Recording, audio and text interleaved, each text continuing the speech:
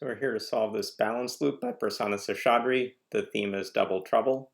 If you've not solved this style online before, right clicks will mark off edges, and holding down a left click and dragging will draw lines, and that will get us most of everything we need in tracking this puzzle. You can choose to do some other things, but for sure that's the right starting interface. The easy place to start with puzzles like this are going to be the largest numbers. An 8 that's in a white circle has to have two branches that are 4 long coming out from it. It can't come up or to the left because there's not enough room, so it's got to take 4 down and 4 to the right. This top cell in white we've got to come through because it's a circle, and it's got to be able to turn with equal sides, so it's going to come out like so. That puts this in. This 4 can't come straight to the right, so it's got to have its two ends come up and down. Again, it's got a full balance, so it's got a total of 2 cells in one direction, 2 cells in the other direction. A 4 in black is a pretty key type of cell to think through. It's got a 1 and a 3, and that means it can't come up 3 large, and if it came to the left 3 large, it would have another 3 coming out of this white circle, which would isolate this lower corner.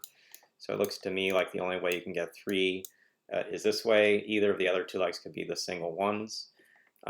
This 8 has to have a smaller and a larger leg, and the larger leg will be 5 or larger.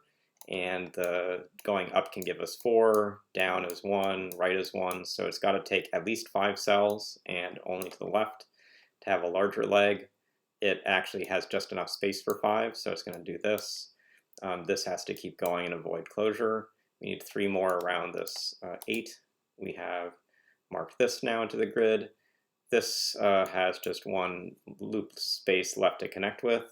We have to come through this white cell, but we also have to have this black take a short leg and a longer leg. The longer leg will need to be at least 2 large. If it came over here and took these 2, we isolate this white in the grid. So come down, take 2, come to the right. This is a balanced white that takes 1 and 1, comes over and closes. This has to go across to do the right space. These loop ends still have to come together, but the 4 has to dodge over, so it's a total of 4 cells, not more. And so we finish out this puzzle, which is a pretty fast solve for balanced loop, but takes a lot of the steps that are used across the grid: how to think about large whites, how to think about large blacks, how to think about the splits of cells like this 4 is a 1 and a 3, and then try to place them into the grid and see the consequences of doing that placement. You'll find some spaces where you have a forced loop length in one direction and can take that to get progress all the way through to the finish of the grid. So we'll see you again soon.